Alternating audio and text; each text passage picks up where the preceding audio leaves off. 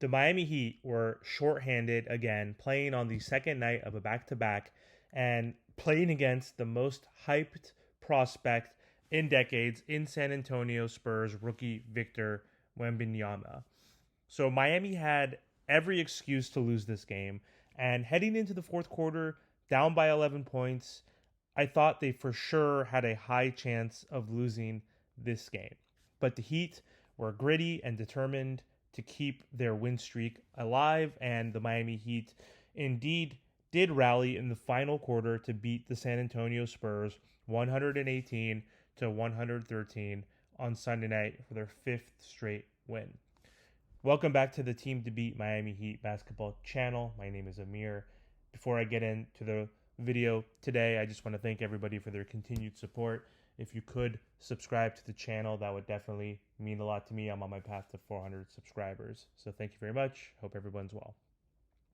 So the Miami Heat pushed back from a 19-point deficit on the second night of a back-to-back, and that showed a lot of grit and dedication and perseverance, according to Bam Adebayo. He said it shows our will to win a game. So Duncan Robinson and Bam combined for 20 points in the final quarter. Bam had 12 and Duncan had 8, as Miami won its fourth straight in San Antonio. The fact that the Heat overcame a 19-point deficit underhanded was huge in my opinion. Typically, it's the opposite. The Miami Heat have been blowing double-digit leads in the fourth quarter to their opponents and at home. So they were down 19 on the road and were able to pull off this victory. Even though the Spurs are young and not the best team, playing on a back-to-back is always difficult for any NBA team, regardless of how good they are. Keldon Johnson on the Spurs played well. He had 20 points and 12 rebounds. Wemby added 18 points, 11 rebounds, 7 assists, but also 7 turnovers in the Spurs' fifth straight loss. So the Heat had some impressive runs during that game. They had a 17-0 run to come back, 18-5 run, and a 12-0 rally from multiple double-digit deficits against the Spurs. So they were being pesty and kept coming back, which was great to see. So Coach Spo said it was our first character game of the year, and he said you have to show something to be able to overcome that kind of deficit, to do it on the road. I think it's a good win and a good step. Hopefully we could build off that. Tyler Hero missed another game with a sprained right ankle that he injured during a game against the Grizzlies, and so he's been out for a few games during this streak. The Heat also decided to sit Kyle Lowry to rest him on the second night of a back-to-back, which makes sense. He's 37 years old. He's our only point guard on our roster, and our guards are super thin, so it makes sense. The Heat were also without Caleb Martin for the ninth straight game, and he's been dealing with that knee tendonitis issue, so no updates on that, on when he's coming back or where he stands. So with him out and with other players out, the Heat have relied on rookie Jaime Jaquez, who has been playing well, Duncan Robinson also, and Haywood Highsmith, who's continued to be in the starting lineup during this 5-game win streak. So the Miami Heat had a slow start coming off that victory against the Hawks on Saturday night, and the Heat were held to 15 points in the opening quarter, and that's the lowest by a Spurs opponent this year in the first quarter. So Wemby had a one-handed slam on a feed off a loose ball from McDermott, which gave the Spurs a 27-13 lead in the final minute of the first quarter. So really bad start for the Heat. He finished 8 for 12 from the field, including 2 for 9 on three-pointers, and had 7 assists like I mentioned earlier. So Bam had a quote also after the game. He talked to Coach Pop, and we all know that Pop was Team USA's coach and hand-selected Bam to be a part of that team. So Bam said, people are putting a lot of expectations on that kid. He's a rookie. I was talking to Coach Popovich, and I was just saying he doesn't even really know his routine right now. So for everybody to be putting those expectations on him, he's living up to those expectations. He's trying to get the job done. He's starting to figure it out. And I agree with Bam. It's tough to be, what is he, 19 years old in the league, and he's one of the most hyped players since LeBron James. So it's tough. He's been pretty damn impressive so far in his 10 games or 9 games that he's played so far this year. So the Heat, trailing by 19 points early in the second quarter, they rallied to tie the game at 47-47, which was great.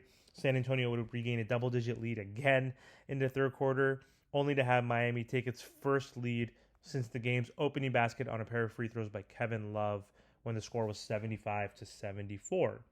The Heat did not commit a turnover in the final quarter, I think, which was huge. The Spurs had 6 in that quarter. The Heat have had games where they have had 5, 6, 7, 8, 9 turnovers in the fourth quarter. And obviously, fourth quarter, the point differential in the fourth quarter, the Heat are 29th in the NBA, so second to last. So just the fourth quarter, as I've mentioned in other videos, is a new third quarter. But the Heat were able to sustain that quarter and play well. Jimmy Butler was back after a one-game absence for personal reasons. He played decent. He scored 19 points, which is good, I guess, but he was super inefficient. He was 5 for 14 from the field, 1 for 3 from 3.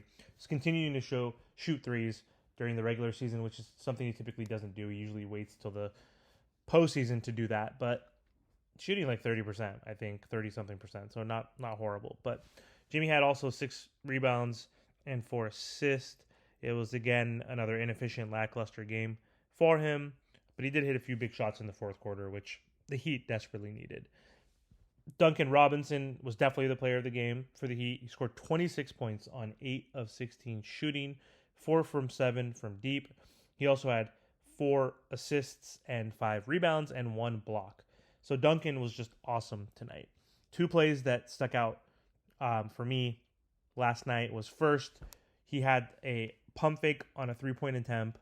He then took a step and drove to the basket, so it seemed.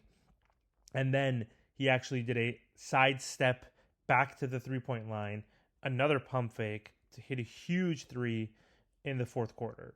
And I think the most impressive play for Duncan during that game was on a dribble drive on the baseline to the basket when Victor Wembanyama was guarding him. Duncan pulled a freaking Steve Smith and gave Wemby the hezzy head fake and stopped him in his tracks, and he was able to get past him to the rim for a layup. And I couldn't believe my eyes that Duncan has been playing downhill and has been attacking the rim and has been relatively effective. Like, it's wild to see the growth and the development, and happy to see him in the rotation, obviously, and growing as a player, both offensively and defensively. Like last year, he was completely out of the rotation until the playoffs, shooting like shit, playing like horrible defense, and he was able to turn around in the playoffs, and he's been consistent since. He's going to have his off-shooting nights, but he's been a better playmaker, which is crazy, and downhill player. So kudos to Duncan for a great game. Bam, as I mentioned earlier, helped out. He was great last night, and he had 24 points, 11 boards, 6 assists with 3 steals. He's continuing to be consistent and is ascending into a superstar right before our eyes. I've said since year one, he reminds me of KG, and he's going to be the next KG. And he is not as good, I don't think, offensively, of course, as KG was, and maybe not even defensively yet, but he's getting there. And I love seeing the growth. I love seeing his aggressiveness this season. It's paying off on both ends of the floor. Jay Rich, hasn't been the best in the regular season thus far. He had a few games where he was 1 for 9. Super ineffective, turnover prone, and defense was lacking, which is something that he's better at in terms of offense or defense. I choose Jay Rich on the defensive side. But anyway, the last 2 games he's done pretty well. He had 12 points in this game, including 6 in the final 2 minutes, which were huge. He gave the Heat the lead with a 3-pointer, and then he had a nice little pull-up jumper as well to extend the Heat's lead. So Josh has had 2 good games in a row, which he desperately needed. So happy for Josh, and happy that he was clutch against his former team. Kevin Love and Drew Smith off the bench both played well. Love had all of his 12 points in the third quarter, which kept the Heat afloat, which was great. Drew Smith had some big moments in the fourth, including a layup and a spot up three on the baseline. He ended the game with 12 points, 3 assists, and 4 rebounds. Next up for the Heat, they play the Charlotte Hornets on the road, and they are seeking their 6th consecutive win in a row.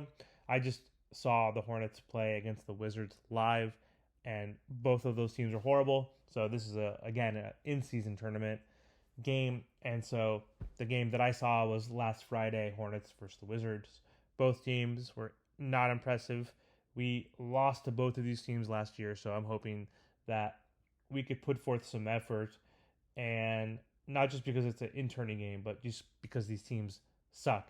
And I'm hoping that we're able to pull out our 6th victory in a row against the Hornets, who are simply not really a good team. So thanks again for tuning in to this episode.